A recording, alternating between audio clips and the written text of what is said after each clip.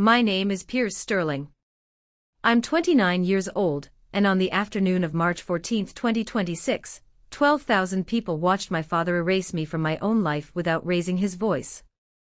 I was standing behind the second row of the technical booth at the United Center in Chicago, badge crooked, sleeves still smelling faintly of solder and cold server air, when I heard my name come out of his mouth on a stage I had personally wired 3 days earlier, running cable under the risers until 2 a.m. while an events crew stepped over me like I was part of the flooring. My youngest son Pierce will remain in technical support, Victor Sterling said into a microphone that cost more than my last 3 paychecks combined, where his quiet nature is best suited. The crowd laughed. Not cruelly. Carelessly. The kind of laugh people give when they don't understand they've just watched something break. I didn't laugh. I couldn't have, even if I'd wanted to. My throat did the thing it always does under pressure, locks halfway between a word and a breath, holding nothing, saying nothing, exactly the way it had every time my father needed me to stand up for myself since I was 11 years old and stuttered through a school presentation while he sat in the back row checking his phone. I should back up. Sterling Global Logistics started in 1998 as 3 delivery trucks, and a promise my grandfather made to his first customer, a family-owned hardware chain in Rockford, Illinois, that if you built something honest, people would trust it with everything they had. By the time I finished my computer science degree at Purdue in 2019, that promise had grown into a $92 million shipping and technology company. Somewhere along the way, the honesty part quietly disappeared. I'm the reason the company survived the shift from trucks to software. Not Julian. Me. In late 2020, Sterling Global's old routing system was bleeding the company nearly $41,000 a week in missed delivery windows and driver overtime. I rebuilt it from scratch over 11 months, working nights in the basement server room, after my official shift ended at 5, running simulations against 3 years of shipment data, until the new algorithm cut average delivery delays by 62%. Nobody asked me to do it. I did it because watching a system fail, when I knew exactly how to fix it, felt worse than staying invisible. That's my flaw, if you want to call it that. I fix things quietly and let other people take the bow. I've told myself for years it's humility. My therapist, the one appointment I went to in the fall of 2023 before deciding I couldn't afford both the sessions and my rent, used a different word. She called it disappearing. My older brother Julian never had that problem. Julian is 33, a Harvard Business School graduate, the kind of handshake that makes bankers nod before he's finished a sentence. He can't write a single line of code. I don't think he's ever opened a terminal window in his life. But he knows how to stand next to something brilliant and make an entire room believe he built it with his own hands. For 6 years, every press release calling Sterling Global's routing platform the most advanced logistics engine on the East Coast ran Julian's photo beside it. Not mine.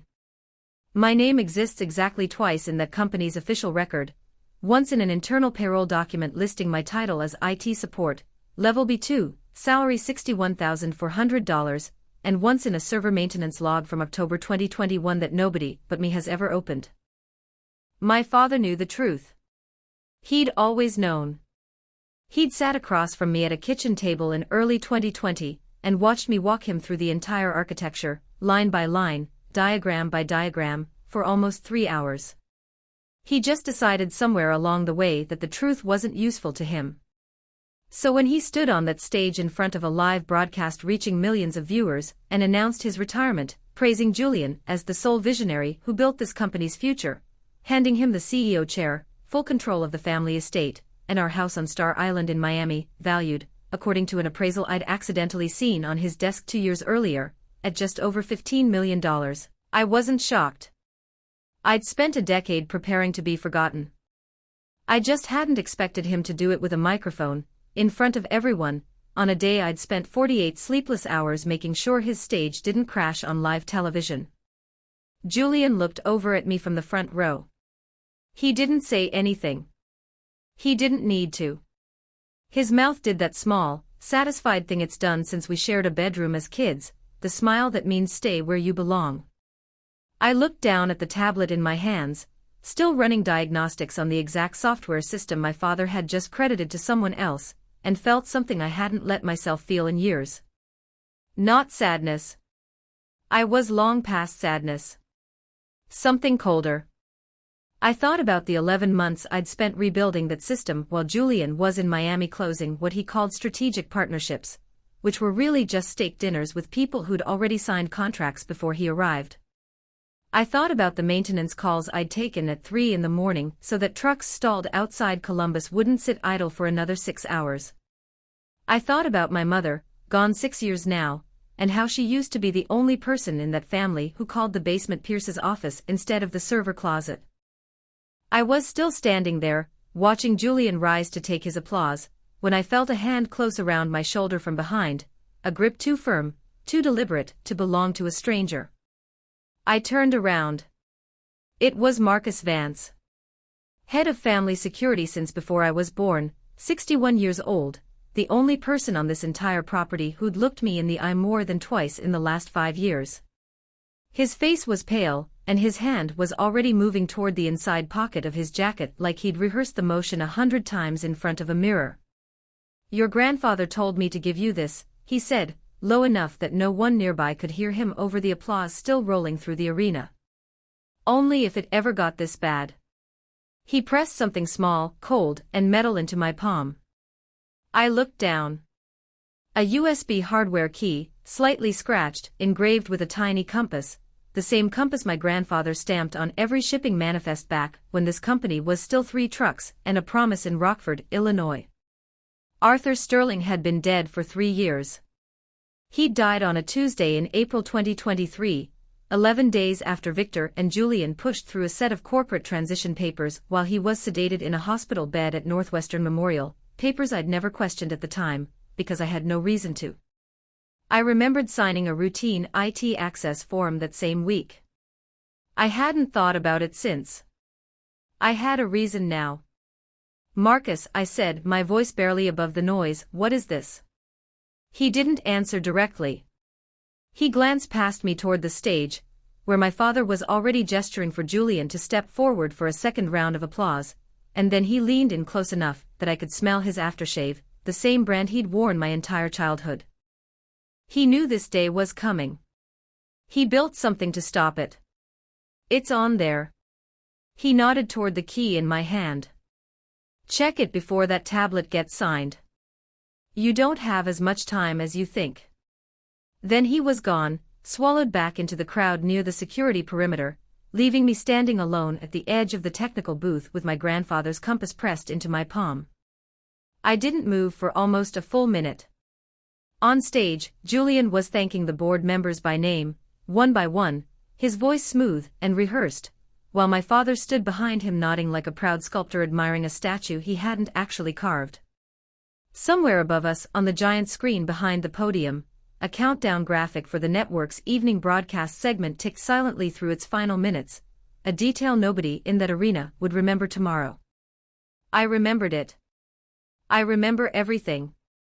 That's the part of me nobody in my family ever bothered to understand. I walked back toward the technical booth with the key clenched in my fist, my laptop bag already sliding off my shoulder, my badge still crooked, and for the first time in 10 years, I wasn't thinking about how to stay invisible. I was thinking about what my grandfather knew, and how long he'd been waiting for someone to finally ask. The technical booth was a narrow strip of folding tables tucked behind a black curtain at stage left, cluttered with monitors, cable spools, and the emergency laptop I'd insisted on bringing in case the summit's main broadcast feed dropped. Nobody watched me sit down there. That was the entire point of my existence at Sterling Global. I was furniture with a badge, useful right up until someone needed a photograph taken. I plugged the hardware key into the laptop's side port with hands that weren't entirely steady. A single folder appeared on the screen, unlabeled except for a file name that made my chest tighten: Founders Override, Arthur Sterling, eyes only. I hovered the cursor over it for 3 or 4 seconds before I clicked, and in that small pause I thought about every dinner where my father introduced Julian first, every holiday card that photographed the two of them shaking hands in front of a company banner while I stood half out of frame, every time I'd told myself none of it mattered because the work itself was enough. It had never been enough. I just hadn't let myself say that out loud until right now, in a folding chair behind a curtain, with my grandfather's compass still warm in my palm from where I'd been gripping it too tightly. On stage, the applause was dying down.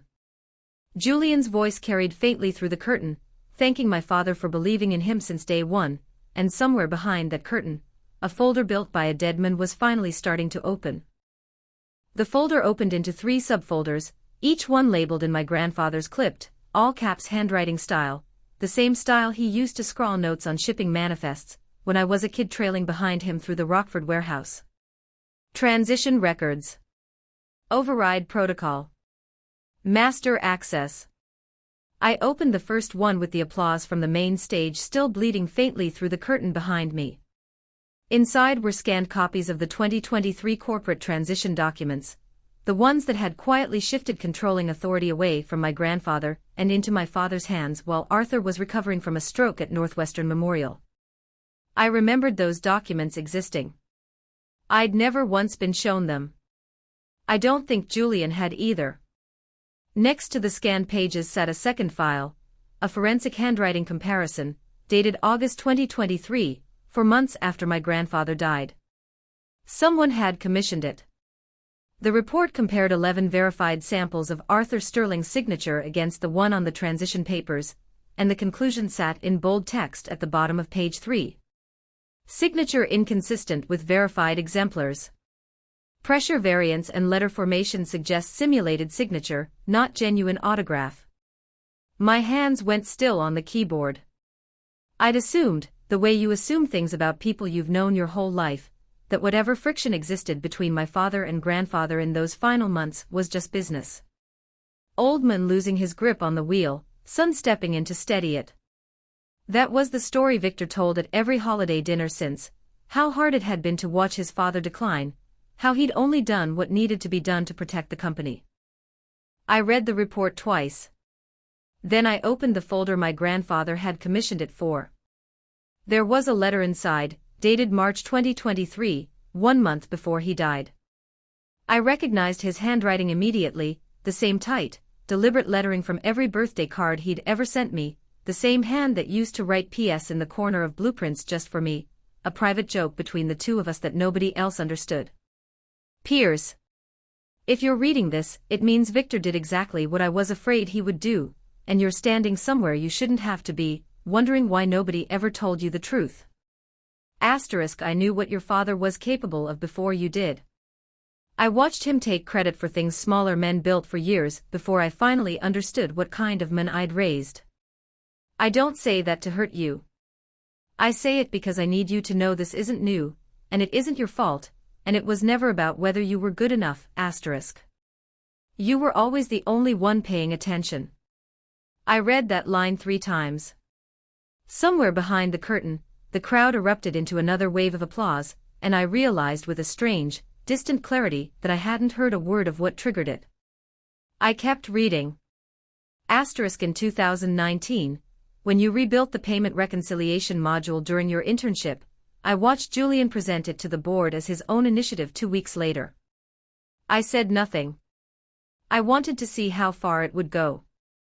I wanted to know exactly what your father would allow, asterisk. Asterisk, I know now. He allowed everything, asterisk. So I built something he doesn't know exists. The letter went on to describe what my grandfather called the founder's override, a clause embedded not in a legal document sitting in some lawyer's filing cabinet, but directly into the digital infrastructure of the routing platform itself, written into the smart contract layer that governed how ownership stakes in the company's proprietary technology were recorded and verified. He'd had help building it, he wrote, from an old university colleague who specialized in blockchain-based corporate governance, someone Victor had never met, and would never think to look for. The mechanism was simple, and devastating in its simplicity. If any Sterling family member holding a legitimate technical or architectural role in the company was ever formally and publicly stripped of standing, removed from leadership succession, denied ownership credit, or otherwise erased from the corporate registry without documented cause, the system would automatically recognize the event as a triggering condition. 51% of the company's voting shares, structured specifically around the technology division my grandfather had quietly reclassified, as the company's core asset in 2022, would default to whoever the system's internal records identified as chief architect of the platform. That was me. It had always been me. Every commit, every deployment log, every internal system record for 6 years traced back to a single verified account, my own. Asterisk, I have made sure the system logs will hold up under any audit. I have made sure it cannot be reversed by anyone but you, using the access code I'm giving you now. And I have made sure you will have exactly 60 minutes from the moment the triggering condition occurs to activate it, because your father is not a patient man, and neither is time, asterisk. Asterisk, use it, Pierce. Not because you want the company. Because you've already built it, and it was never his to give away, asterisk. Below the letter sat a single line of text, formatted like a terminal command, along with a 16-digit alphanumeric code I didn't recognize but somehow already trusted completely. I looked up from the screen. On stage, past the edge of the curtain, I could see Julian standing beside a large digital tablet mounted on a podium stand, a member of the legal team adjusting the screen angle for the cameras. My father stood beside him, one hand on his shoulder, already smiling for a photograph that hadn't been taken yet. I checked the time stamp on the folder's metadata. The system had already logged an event. Trigger condition detected, 2:47 p.m. Central Standard Time, public removal from succession registry confirmed. Beneath it, a countdown had already started, ticking downward in red digits at the corner of the screen. 58:12, 58:11. 58:10. I sat frozen behind that curtain for exactly as long as it took me to understand what I was looking at. Then I closed the laptop halfway, just enough to hide the screen from anyone walking past, and I looked toward the stage where Julian was reaching for the tablet stylus, unaware that somewhere beneath the floor he was standing on, his grandfather's voice was still giving orders 3 years after his funeral. I had less than an hour to decide whether I was going to use it. My first instinct wasn't triumph. It was doubt, sharp and immediate, the same doubt that had kept me quiet through a decade of dinners where I could have said something and didn't. What if the system had a flaw I hadn't found yet? What if my father had lawyers who could bury this before it ever mattered? I forced myself to keep reading instead of spiraling, because that was the other thing my grandfather taught me without ever saying it directly: panic doesn't fix code, and it doesn't fix people either. I checked the countdown again. 51 minutes. I pulled up the summit's internal broadcast schedule on a second tab, something I had access to because I'd helped configure the AV system for the entire event 2 weeks earlier. According to the run sheet, Julian's formal signing ceremony on the tablet was scheduled to begin in exactly 18 minutes, time to align with the network's return from a commercial break so the cameras would catch it live, broadcast to an audience the producers estimated at just under 4 million viewers. If I activated the override too early, before the ceremony, my father would have time to see it coming and pull the broadcast, bury the moment in a private boardroom instead of a public one. I understood, sitting there, that I wasn't just deciding whether to take back what belonged to me. I was deciding how loudly I was going to do it. Marcus Vance appeared at the edge of the curtain again, glancing over his shoulder before stepping inside the booth. His face had lost some of its color since the last time I'd seen him 10 minutes earlier. "Your father's asking where you went," he said quietly. Julian mentioned it on stage as a joke. "Something about you being too shy for the cameras." I almost laughed. Not because it was funny, but because it was so exactly, precisely who they were that it barely registered as an insult anymore. "Marcus," I said, closing the laptop the rest of the way, "did you know what was on this before you gave it to me?" He shook his head slowly. "I knew your grandfather trusted me to hold on to it. I knew he told me not to give it to you unless things got bad enough that you didn't have another choice left." He looked toward the stage. "I think he'd say this qualifies." I looked down at the compass engraved into the hardware key, still warm from my hand, and then at the countdown glowing in the corner of my screen. 46 minutes. "I need 18 more minutes before anything happens," I told him. "Can you make sure nobody moves that signing ceremony up early?" Marcus's jaw tightened, the way it used to when he was younger and still willing to argue with my father directly instead of just enforcing his decisions. Instead of arguing, he reached into his jacket, pulled out a small radio clip to his belt, and lowered his voice to a frequency I couldn't quite make out. "Copy that," he said into it. "Hold the stage cue until I confirm." He looked back at me, and for the first time in 20 years of walking past me in hallways without a second glance, Marcus Vance looked at me like I was someone worth protecting. "You've got your 18 minutes, he said. "Don't waste them." I opened the laptop again, pulled up the deployment console I'd built myself 6 years earlier, the one nobody else at Sterling Global even knew how to access, and began writing the final lines of a script that would either end my career at this company or hand it to me outright, live in front of 4 million people who still believed my brother had built any of it. Behind the curtain, the countdown kept moving.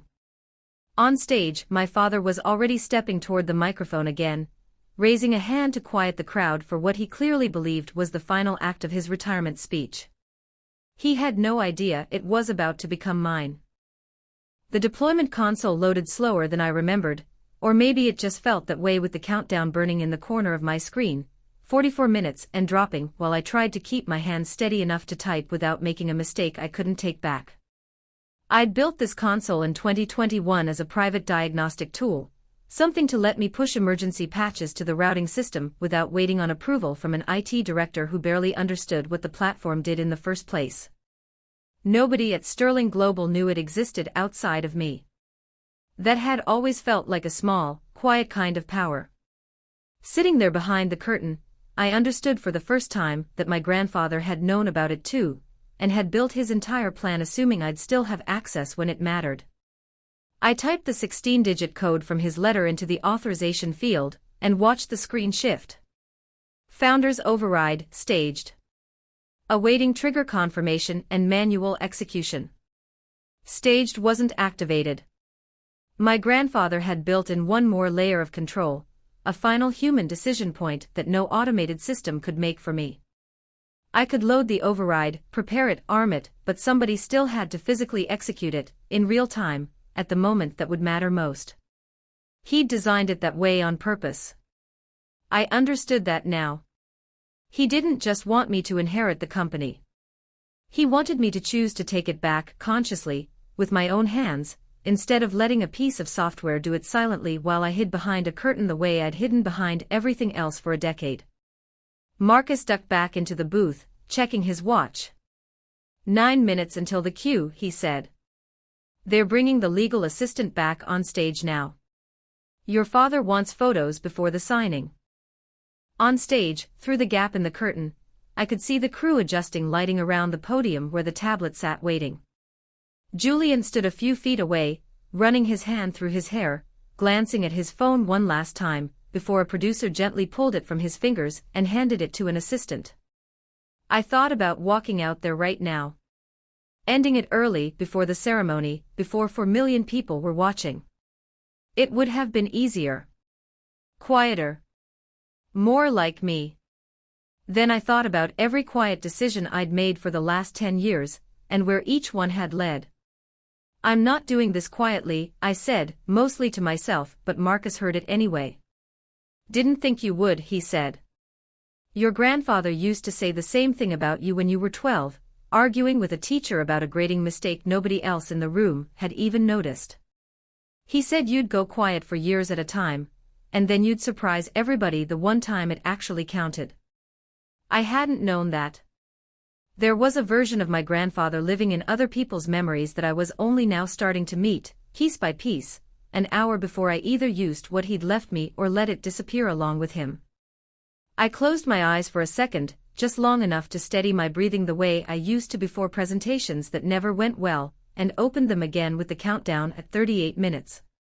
A voice crackled through Marcus's radio. 2-minute warning for tablet cue. Family and legal team to the podium. Through the gap in the curtain, I watched my father step up beside Julian, adjusting his own jacket, glancing at the arena's massive screens where a graphic was already forming, seamless transition, secure future, the kind of phrase a marketing team spends weeks agonizing over and audiences forget within the hour. I stood up. My legs felt strange beneath me, the particular unsteadiness of a decision finally settling into a body that had spent years bracing for smaller, safer choices. If I do this, I said quietly, more to myself than to Marcus, there's no undoing it. Not the company. Not this family. Marcus didn't try to talk me out of it, and he didn't try to talk me into it either. He just looked at me with the same steady patience he'd shown me since I was a kid, trailing behind him through warehouse aisles, watching him check locks on doors nobody else bothered to think about. Your grandfather didn't leave you 60 minutes because he wanted you to hesitate for 59 of them, he said. He left you 60 minutes because he trusted you to use every single one of them, making sure you were right. Are you right, Pierce? I thought about the forensic report. The forged signature. The maintenance logs with my name buried where nobody would think to look. The 6 years of code running underneath a company that had spent those same 6 years pretending I didn't exist. I'm right, I said. Then stop asking yourself that question and start moving, Marcus said. You've got about 6 minutes before that tablet gets signed, and once it does, this gets a lot harder to prove was ever wrong in the first place. I picked up the laptop, the countdown now reading 34 minutes, and slid the hardware key deeper into my pocket where I could feel its edge against my palm with every step. I didn't have a plan for exactly how I was going to get from behind this curtain to the main podium without security stopping me.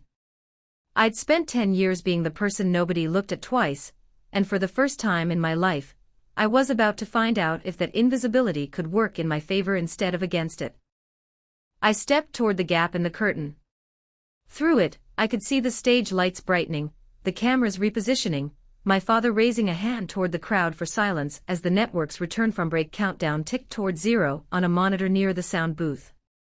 Somewhere behind me, Marcus's radio crackled again. 30 seconds to live cue.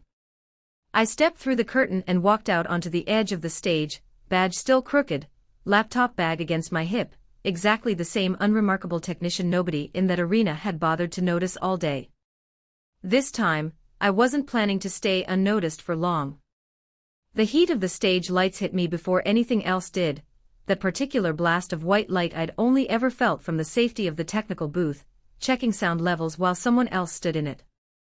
Out here, on the actual stage floor, it felt different. Heavier. Like standing directly under a searchlight that had been waiting for me the entire time. Nobody stopped me at first. That was the strange mercy of 10 years spent invisible. The security team scanning the crowd for threats had never once flagged me as one, because threats, in their training, looked dangerous, and I had spent a decade perfecting the opposite. I moved along the back edge of the stage, past a sound technician adjusting a boom microphone, past a producer mouthing countdown numbers into a headset, until I was close enough to see the surface of the tablet mounted at the podium, its screen already displaying the transition document Julian was about to sign. My name wasn't on it anywhere. Not as an officer. Not as a shareholder. Not even as an employee. It was as if 6 years of my life had simply been edited out of the record before anyone thought to ask whether that was accurate. The countdown on my laptop screen, still cradled against my hip inside its bag, read 29 minutes. My father's voice boomed across the arena again, warm and practiced, the same tone he used at every company event since I was old enough to remember. This next chapter belongs to the future, he said, gesturing toward Julian, who stepped up to the podium with the kind of easy confidence that had never once had to be earned through actual understanding of anything he was signing. I thought about all the nights I'd spent debugging that platform at 2 a.m, alone, with nobody watching, nobody grading it, nobody there to take a photo of me doing it. I thought about how none of that had ever needed an audience to be real. And I thought about how, for the first time, it was finally going to have one. I reached the edge of the technical riser closest to the podium, close enough now that I could hear Julian breathing into the microphone before he spoke, that small nervous inhale people do right before a moment they've rehearsed too many times to actually feel anymore. A stagehand glanced at me, badge visible, laptop bag slung over one shoulder, and looked away just as quickly. Furniture with a badge. Useful right up until someone needed a photograph taken. Except this time, I wasn't here to fix the feed. I set the laptop bag down at the base of the riser, unzipped it just enough to slide 2 fingers inside, and felt for the small port adapter I'd packed that morning out of habit, the same habit that had kept this entire summit's broadcast running smoothly for 2 full days without a single glitch anyone noticed. Julian raised the stylus toward the tablet screen. My father clasped his hands together behind his back, chin lifted, already composing the version of this story he planned to tell at next year's summit, the one where his vision, his leadership, his family legacy carried Sterling Global into its next great chapter. I looked down at the countdown one final time. 26 minutes. Then I stepped forward, out of the shadow at the edge of the stage, directly into the light. Wait. The word came out of my mouth before I'd fully decided to say it, but it carried across the stage anyway, amplified by a lapel microphone I hadn't even realized was still clipped to my collar from setting up sound checks earlier that morning. It cut through the arena louder than I expected, loud enough that Julian's stylus froze an inch above the tablet screen. 12,000 faces turned toward the side of the stage. My father's head snapped in my direction, his expression shifting from confusion to recognition to something closer to alarm in the span of about 2 seconds. "Pierce," he said, forcing his voice back into its warm, practiced register for the cameras, "not now." "Now's actually the only time that works," I said. My throat didn't lock. I want to remember that detail exactly the way it happened, because for 10 years I'd braced myself for this exact kind of moment, and it had never once gone the way I imagined. The stutter that had strangled every important sentence I'd ever tried to say in front of my father simply wasn't there. Maybe because I wasn't asking for anything this time. I was telling him something. I walked toward the podium, laptop bag now open in my hand, port adapter already threaded into the summit's main broadcast junction, the same junction I'd personally installed 2 weeks earlier, running tests until 3 in the morning while nobody else in this family had bothered to ask what I was doing down there. Security started moving from the wings, 2 men in dark suits converging toward me at an angle that would have intercepted me in about 8 seconds. I didn't have 8 seconds to spare. I plugged the hardware key into the adapter. The massive screens behind the podium, the ones broadcasting my father's retirement speech to 4 million viewers, flickered once, then went red. A collective gasp rippled through the arena, the kind of sound 12,000 people make together when something breaks the rhythm they weren't expecting to lose. On the screens, side by side, appeared 2 versions of the same signature. Arthur Sterling, left side, taken from a verified 2019 shareholder document.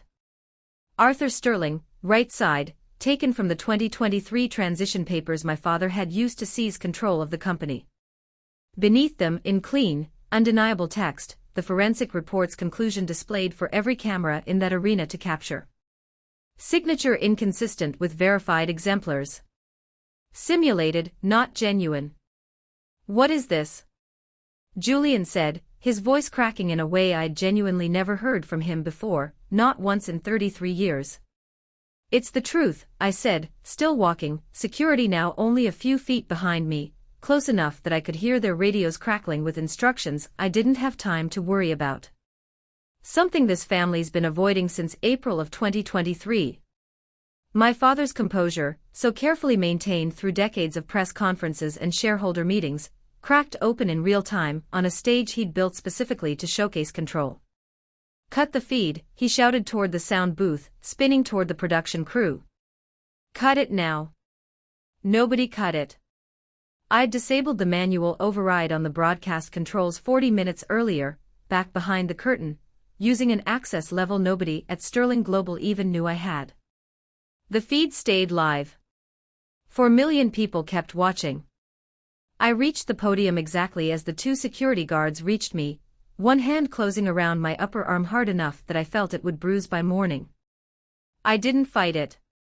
I didn't need to. I'd already done the only part that mattered. "Grandpa knew," I said, loud enough for the microphone to carry it, loud enough for my father to hear it over his own panic. "He knew what you did to him in that hospital room. He knew you'd try to do it to me too, eventually, the second I stopped being useful enough to ignore. So he built something you never found. Something that's been sitting inside this company's own infrastructure for 3 years, waiting for exactly this moment. The screen behind me shifted. I watched my father's eyes follow it, watched the color drain slowly out of his face as new text appeared, formatted the way my grandfather had designed it years earlier, clean and mechanical and impossible to argue with. Founders override, execution window open. 24 minutes remaining. That's not real, Julian said, though nobody in the arena was looking at him anymore. That's not, Dad, tell them that's not real. Victor didn't answer him. He was staring at the screen the way a man stares at a diagnosis he's spent years refusing to hear. The security guard's grip loosened slightly, uncertain now, glancing toward my father for instructions that weren't coming. You have a choice right now, I said, looking directly at Victor, my voice steady in a way it had never once been steady around him. You can let this play out the way it's supposed to in front of everyone, exactly the way Grandpa intended. Or you can have security drag your own son off this stage on live television, in front of 4 million people, less than a minute after they watched proof that you forged your father's signature. I didn't wait for him to decide. I reached back into the bag, pulled out my laptop, and set it directly on the edge of the podium, screen facing the arena's main broadcast camera, the countdown still ticking in the corner. 23 minutes. 22. Let him go, Victor said quietly, not looking at the guard, not looking at anyone. His voice had lost every trace of the warmth it carried 30 seconds earlier. The hand released my arm. I stepped up to the podium microphone, the same one Julian had been standing at moments earlier, stylus still frozen in his hand like he'd forgotten what it was for. For 6 years, I said, I built the system that made this company worth $92 million. I built it alone, in a basement, while my father put my brother's face on every press release, and told the world he'd done it. I never asked for credit. I told myself the work was enough. I looked at Julian, who hadn't moved, who couldn't seem to make himself move. It was never enough. It just took me until today to say that out loud. I turned back to the laptop, typed the final authorization sequence my grandfather had built for exactly this moment, and pressed enter. The screens behind me changed one last time. CEO access transferred.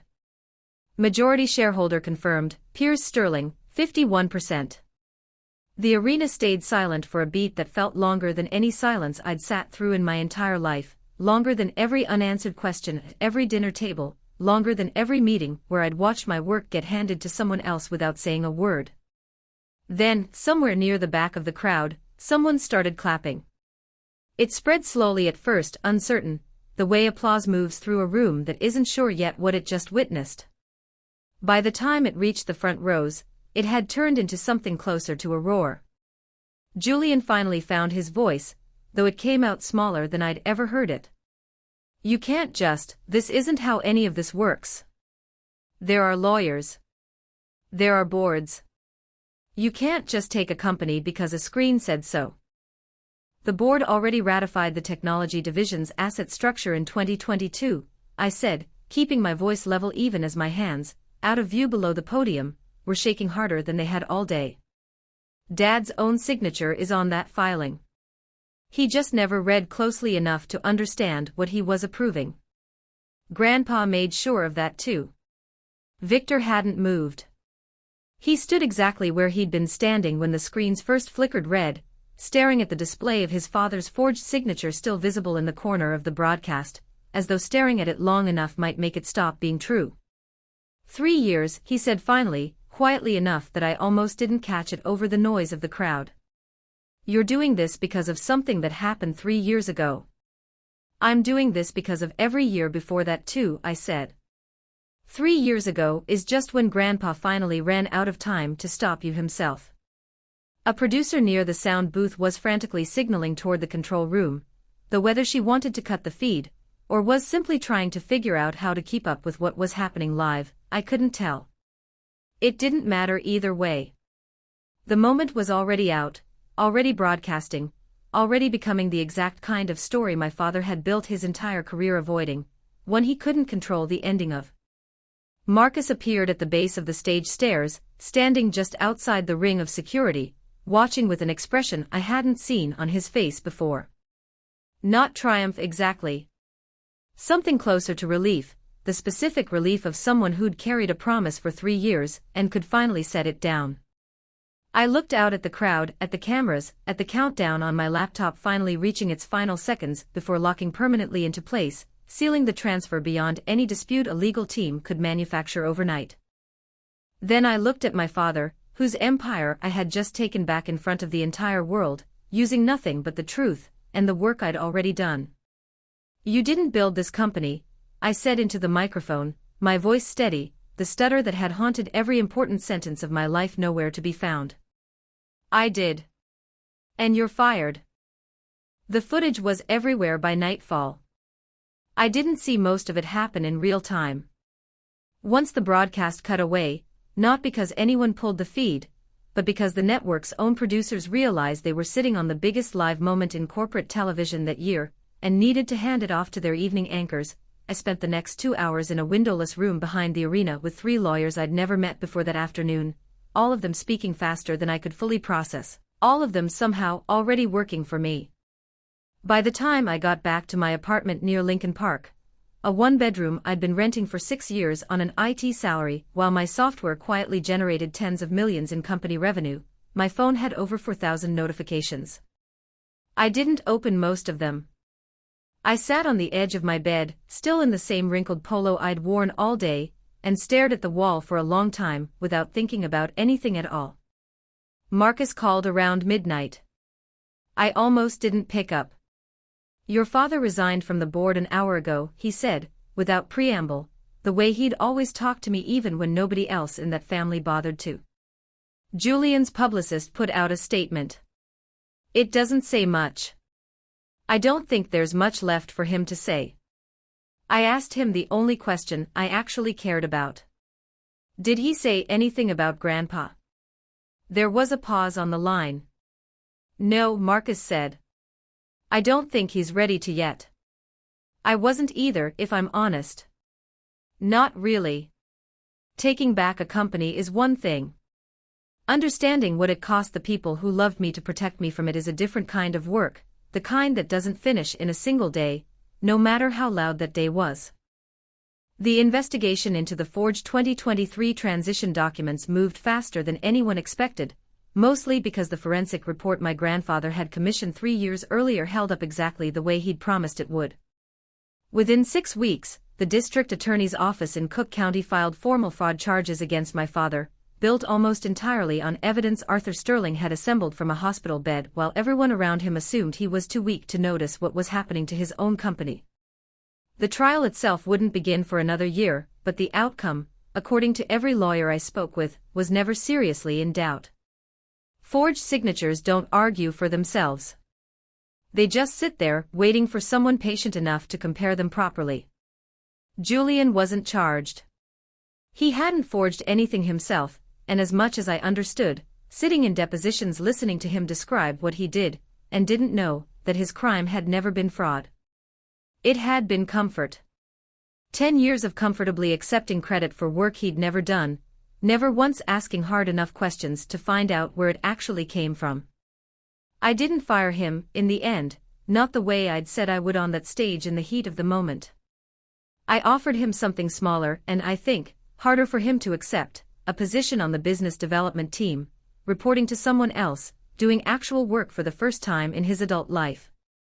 He turned it down. Last I heard, he was consulting for a logistics startup in Austin, still trading on the Sterling name, still telling a version of our family's story that didn't quite match the one 4 million people watched live. The last time I saw Julian in person was at our mother's grave, of all places, on the anniversary of her death that November. Neither of us had told the other we'd be there. We stood a few feet apart for almost 10 minutes without speaking, the way we used to as kids when neither of us knew how to end a fight we hadn't officially started. Eventually he said something about the flowers I'd brought, and I said something about the weather, and we left without resolving anything, because some things, I've learned, don't resolve on a schedule either of us gets to choose. 6 months after the summit, I stood in my grandfather's old office on the top floor of Sterling Global's headquarters, the one Victor had converted into a private lounge years earlier, stripped of everything that once made it feel like the place where a man with 3 trucks and a promise had started something real. I'd spent the past 2 weekends restoring it, piece by piece, using old photographs Marcus had kept in a shoebox since before I was born. On the desk sat the compass-engraved hardware key, retired now, its work finished, but I couldn't bring myself to put it anywhere but in plain sight. I still stutter sometimes. Under real pressure, in rooms that remind me too much of dinner tables I spent a decade surviving, my throat still catches the way it always has. I've stopped treating that like a flaw I need to hide. My grandfather built an entire company-saving mechanism around trusting a version of me that stumbled over his own name in front of investors, and it worked exactly the way he designed it to. Maybe the stumbling was never the problem. Maybe it just took the right room, finally, to stop mattering. There was a moment, a few weeks after the summit, when a young engineer on my team, barely out of college, asked me nervously in a meeting whether I minded if she pushed back on part of a system I'd designed. I watched her brace for the reaction the way I used to brace for mine, shoulders tight, eyes down, already halfway to apologizing before she'd finished the sentence. I told her she was right, actually, and that the system was better for the correction. She looked up at me like she hadn't expected that answer to be so simple. I thought about how many years it took me to learn that being right and being quiet were never supposed to be the same thing. Marcus works 2 floors below me now, officially retired from security, unofficially running a small archive project I asked him to lead, collecting every piece of my grandfather's history the company had quietly buried over the years. Every few weeks he brings me something new. A memo. A photograph. A story about a version of Arthur Sterling I never fully got to meet while he was alive. I keep those stories the way I used to keep code, organized, backed up, protected from anyone who might try to erase them again. Sterling Global posted its strongest quarter in company history 3 months after I took over, not because I'm a better businessman than my father ever was, but because I finally stopped hiding the one thing I was always better at than anyone gave me credit for. The routing platform I built in a basement now runs openly under my name, credited properly for the first time, taught to new engineers who ask me questions I spent a decade wishing someone had asked me. Sometimes, late at night, working through a problem the way I always have, I think about the letter my grandfather wrote from that hospital bed, and the line that stayed with me longer than any of the rest. You were always the only one paying attention. He was right. I just needed the chance to prove it somewhere everyone else was finally paying attention too. There's a detail from that day at the summit that never made it into any of the news coverage, something none of the cameras caught because it happened after the broadcast had already cut away, in the chaos of lawyers and producers and security trying to figure out what had just occurred on live television. My father, before he left the arena that night, walked past the technical booth where I was quietly disconnecting my laptop, and he stopped, just for a moment, close enough that I could see he wasn't performing anymore. There was no audience left to perform for. I didn't know he built something like that, he said. Not an apology. Not quite an admission either. Just a fact, offered the way you'd hand someone a piece of information you'd finally run out of reasons to withhold. You never asked, I said. You never asked what I was doing down there for 6 years. You just assumed it wasn't worth asking about. He didn't have an answer for that. I don't think he'd expected to need one. For most of his life, not asking had worked perfectly well for him, right up until the one time it didn't. I think about that exchange more than I think about the applause, or the headlines, or even the moment the screens turned red in front of 4 million strangers. It's easier to build a company back up than it is to rebuild whatever existed, or should have existed, between a father and a son who spent a decade misunderstanding each other on purpose.